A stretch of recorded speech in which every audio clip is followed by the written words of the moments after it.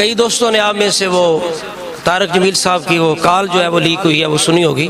یہ کال کے اندر انہیں اظہار کرنا پڑا، ایک اپنا مسلک ان کا ایک لڑکا تھا بلال خان، تو جب اس نے کہا کہ جناب آپ جو طریقہ کار آپ کا، یہ آپ کی باتیں یہ ہمارے جو اکابرین ہیں ان کے خلاف ہیں، تو آپ اس طرح کیوں کر رہے ہیں؟ تو بالآخر اللہ تعالیٰ کی قدرت ہے، 20-25 سال تک جناب طارق جمیل نے اپنے آپ کو دبائے رکھا، لے جا رہا ہے۔ لیکن عوام کیا کہتی تھی؟ نہیں جی وہ تو فرقوں کی کوئی بات نہیں کرتے، وہ تو کسی فرقے کی بات نہیں، ہٹ ہی نہیں کرتے، وہ تو دین اسلام کی باتیں کرتے۔ اور پھر ایک وہ بیان بھی طارق جمیل کا سامنے ہے جس میں جناب پوری ایکٹنگ اس نے کی، اداکاری، رو رو کے کہتا ہے کہ تم فرقوں میں بٹ گئے، مسلم بن کے رہو، امت بن کے رہو، میں تمہیں اللہ کا رسول کا واسطہ دیتا ہوں، اس میں رو رو کے جناب پوری ایکٹنگ کر رہے ہیں۔ مجھے بتاؤ تم کہاں سے یہ دین لے کر آئے ہو جس میں تم فرقوں میں بٹ گئے ہو، نفرتوں کی آگ تم نے لگا دی ہے، یہ کہاں سے اسلام آیا ہے؟ میں تمہیں اللہ اس کے رسول کا واسطہ دیتا ہوں، امت بن کے رہو۔ ایک بات تو اللہ نے مجھے دی ہے نا، ایک نعمت، کہ دیوبندیت کو دنیا میں خاموشی کے ساتھ اللہ نے میرے ذریعے سے پہنچایا ہے، اور لوگوں کتنے بریلوی خاندان ٹوٹ کے آ گئے، کتنے شیعوں کے آ گئے، مت کہ دیوبندیت کو دنیا میں خاموشی کے ساتھ اللہ نے میرے ذریعے سے پہنچایا ہے، اور لوگوں کتنے بریلوی خاندان ٹوٹ کے آ گئے، کتنے شیعوں کے آ گئے۔ بیٹا ان کو قریب کرنے کے لیے، چونکہ آپ تبلیغ کے نہج کو پورا سمجھتے نہیں ہیں، اس لیے آپ یہ غصے ہو رہے ہیں، ناراض ہو رہے ہیں، یہ ان کو قریب کرنے کے لیے کچھ کرنا پڑتا ہے۔ باقی اللہ کا فضل ہے، میں اپنے اکابر کے ساتھ ہوں، انہی کے طریقے پر ہوں، لیکن تبلیغی جماعت کا نہج مختلف ہے۔ میں اپنے اکابر کے ساتھ ہوں، انہی کے طریقے پر ہوں، لیکن تبلیغی جماعت کا نہج حقیقت کیا تھی اندر، یہ تو ہمیں تو پتا تھا لیکن عوام نہیں سمجھتی، تو اب اللہ تعالیٰ نے یہ کرم فرمایا کہ بالآخر اظہار ہو گیا۔ اب ان لوگوں کو کھڑا کر کے اب پوچھیں ان لوگوں سے جن لوگوں نے ہمارا عقیدہ چھوڑ کے، اہل سنت کا عقیدہ چھوڑ کے اس کے عقیدے کو اپنایا، انہیں پکڑ کے پوچھیں بتاؤ بھائی اب تمہیں کیا ملا؟ تمہیں تو سبز باغ دکھائے گئے کہ جی نہیں ہم تو اسلام کی بات کرتے ہیں، لیکن اندر کھاتے دیکھو یہ بندہ کتنا مکار نکلا کہ کہتا ہے میں تو دیوبندی بناتا رہا ہوں، بلکہ طارق جمیل پہ یہ فرض ہے بتائے کہ اسلام سے بھی زیادہ دیوبندیت کے اندر کیا خوبی ہے کہ وہ دیوبندی بناتا رہا، یہ وضاحت کرے کہ کیا خوبی ہے، دیوبندیت کیا ہے، یہ طارق جمیل آپ بتائے گا کہ کہتا ہے کہ میں دیوبندی بناتا رہا ہوں۔ اور دوسری طرف وہ رافضی طبقہ ہے، 4-5 سال سے جناب وہ بھی متاثر ہو گئے اس بندے سے، تو وہ سمجھتے تھے بڑے یہ محب اہل بیت ہیں طارق جمیل صاحب، انہوں نے ڈی پیاں لگانی شروع کر دیں۔ اب تو کئی دنوں سے ڈی پیاں بھی غائب ہو گئی ہیں، یعنی تصویریں لگاتے تھے اپنے نا وہ فیس بک پہ طارق جمیل کی، اور نیچے اپنے عقیدے لکھتے تھے، یعنی کہتے تھے دیکھو دیوبندیوں یا سنیوں، دیکھو یہ تمہارا طارق جمیل جو ہے یہ اب ہمارا ہو چکا ہے، یہ ہمارے عقائد بیان کرتا ہے، ہماری والی باتیں کرتا ہے، تو اب وہ سارے غائب ہو چکے ہیں۔ تو طارق جمیل نے یعنی گویا کہ تقیہ باز جو تھے، طارق جمیل صاحب تقیہ بازوں سے تقیہ کر گئے، نہیں تقیہ بازوں سے تقیہ ہو گیا نا، تو اتنا بڑا یعنی یہ فنکار نکلا طارق جمیل۔ تو اب ہم پوچھتے ہیں کہ کون سی سچی بات ہے طارق جمیل کی، کہ جو سٹیجوں پہ اس نے بیان جاری کی وہ سچی بات ہے یا کال کے اندر سچی بات ہے؟ اب اس کا بھی فیصلہ کیا جائے گا اور کرے گا طارق جمیل، اور اس کو ماننے والے جو آج بھی اس کے گن گاتے ہیں وہ کریں گے اس کا فیصلہ۔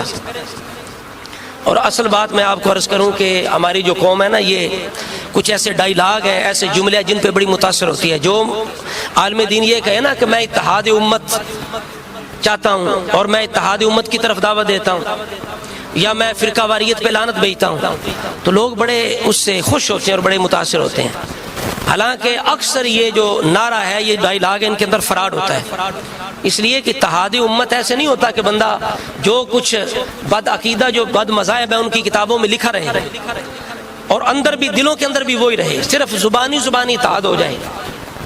یہ اصل اتحاد نہیں ہے، بلکہ یہ پیٹ کا اتحاد ہے، یہ کھانے کا اتحاد ہے، پیٹ کا اتحاد ہے، دسترخوان کا اتحاد ہے، جیب کا اتحاد ہے۔ اگر واقعی عقیدے کا اتحاد کچھ آتا ہے تو اس کے لیے طریقہ کار یہ ہے کہ بد مذاہب جتنے ہیں ان کی کتابوں کے اندر اہل سنت، چونکہ اصل عقیدہ ہے اہل سنت، اہل سنت کی علامت کیا ہے کہ جو عقیدہ جمہور کا عقیدہ ہے، تسلسل کے ساتھ، تواتر کے ساتھ جو عقیدے امت کے ہیں وہ ہے اصل دین، اصل اسلام۔ اس کے خلاف جتنے بھی فرقے ہیں، اس کے خلاف ان کی کتابوں کے اندر جتنے خباثتیں ہیں، جتنی غلاظتیں ہیں، انبیاء کی توہین کی گئی، اولیاء کی توہین کی گئی، اہل سنت کو مشرک کہا گیا، بدعتی کہا گیا، وہ ساری چیزیں ختم کی جائیں، ان سے برات کا اظہار کیا جائے۔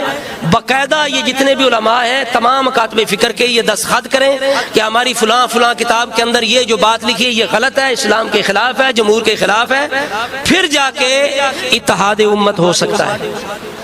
یہ نہیں کہ آپ لوگوں کو گمراہ کریں، شکوک و شبہات کے اندر عوام کو ڈالیں، عقیدے بھی وہی رہیں، دل بھی اسی طرح گندے رہیں، کتابیں بھی اسی طرح گندی رہیں، تو صرف نعرے کی حد تک ہم اتحاد امت کہہ رہے ہیں، ایسے اتحاد امت نہیں ہو سکتا۔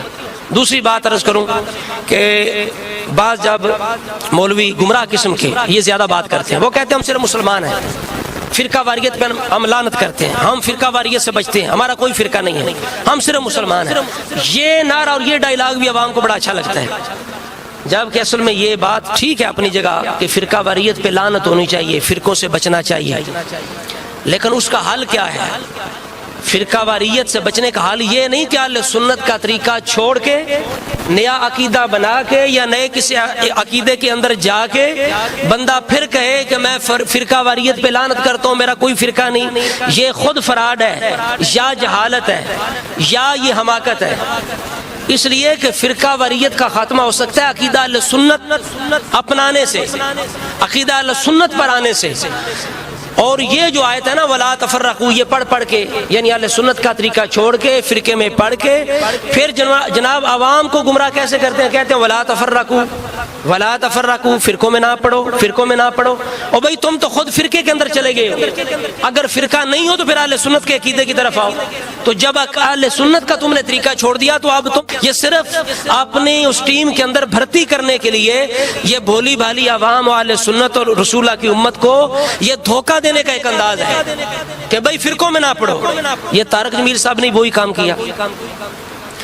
اب تو کوئی بندہ یہ دعویٰ نہیں کر سکتا کہ میں جناب فرقوں سے آزاد ہوں، خاص کر وہ بندہ جو اہل سنت کے اندر نہیں ہے، اس کی بات کر رہا ہوں۔ اہل سنت فرقہ تو ہے نہیں، یہ جماعت ہے۔ رسول اللہ نے فرمایا ابو داؤد کے اندر ہی الجماعہ، صحابہ نے پوچھا وہ جنتی کون سا فرقہ ہے؟ یعنی جماعت ہے، وہ گروہ۔ رسول اللہ نے فرمایا ہی الجماعت، وہ جماعت ہوگی۔ اور بعض محدثین نے بالکل واضح الفاظ ہم اہل السنت والجماعہ یہ بھی نقل کی ہیں کہ وہ اہل سنت و جماعت ہوں گے۔ تو لہٰذا یہ آیت جو ہے اس کا معنی یہ نہیں کہ بندہ اپنے آپ کو اہل سنت نہ کہلوائے، اس کا مطلب یہ ہے کہ اہل سنت کو چھوڑ کے باقی فرقوں کی طرف نہ جاؤ، نئے جو رستے ان کی طرف نہ جاؤ، نئے عقیدے نہ اپناؤ، اس کا مطلب یہ آیت کا۔ تو لہٰذا یہ آیت پڑھنے کا حق صرف اہل سنت کو ہے جو کسی فرقے کے اندر نہیں ہے۔ جو فرقے کے اندر جائے گا پھر اگر آیت پڑھے گا تو یہ اس کا فراڈ ہوگا، دھوکہ ہوگا، مکاری ہوگی۔ تو آج لوگ یہی کام کر رہے ہیں۔ یہ دیکھیں سعودی تفسیر ہے، صفحہ نمبر 165 ہے، اور آل عمران کی آیت نمبر 106، یوم تبیض وجوہ وتسود وجوہ، قیامت کو کچھ چہرے سفید ہوں گے، کچھ سیاہ ہوں گے۔ اس کی تفسیر کے اندر ابن عباس رضی اللہ تعالیٰ عنہما کا قول ہے کہ اس سے مراد اہل سنت والجماعت ہے۔ جن کے چہرے سفید ہوں گے وہ کون ہے؟ اہل سنت والجماعت۔ اور جن کے چہرے قیامت کو سیاہ ہوں گے وہ کون ہے؟ اہل بدعت والافتراق، وہ اہل بدعت ہے۔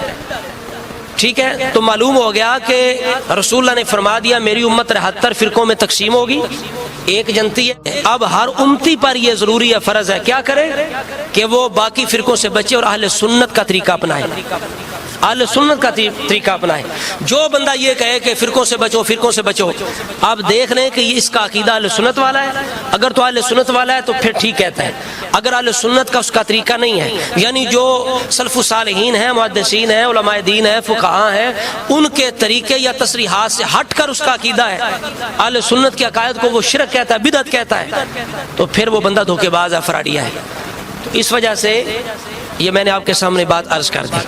تو طارق جمیل صاحب نے بڑے لمبے عرصے تک گیم کھیلی، لیکن اللہ تعالیٰ نے فضل فرمایا کہ بالآخر ان کے منہ سے یہ نکل گیا کہ بھائی میں اسلام کی دعوت نہیں دی، میں نے دیتا رہا، بلکہ میں نے پوری دنیا میں خاموشی سے دیوبندیت کو پھیلایا ہے۔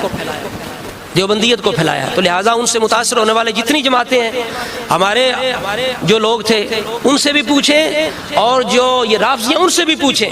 بتاؤ بھی تم تو کہتے تھے کہ طارق جمیل صاحب ہماری طرف آ گئے، ہماری باتیں کرتے ہیں، لیکن وہ تو خود کہتے ہیں کہ میں نے بڑے بڑے رافضیوں کو، ہزاروں کی تعداد میں جو رافضی ہیں ان کو میں نے کیا بنایا ہے، میں نے چلے کروائے ہیں، میں رائے ونڈ لے کے آیا ہوں انہیں، میں نے اپنے عقیدے پہ انہیں لے کے آیا ہوں. یہ طارق جمیل صاحب نے خود اظہار کیا. تو اب رافضی بتائیں گے کہ واقعی ہزاروں کی تعداد میں ان کے لوگ جو ہیں وہ عقیدہ ان کا چھوڑ کے طارق جمیل صاحب کے عقیدے پہ آئے ہیں؟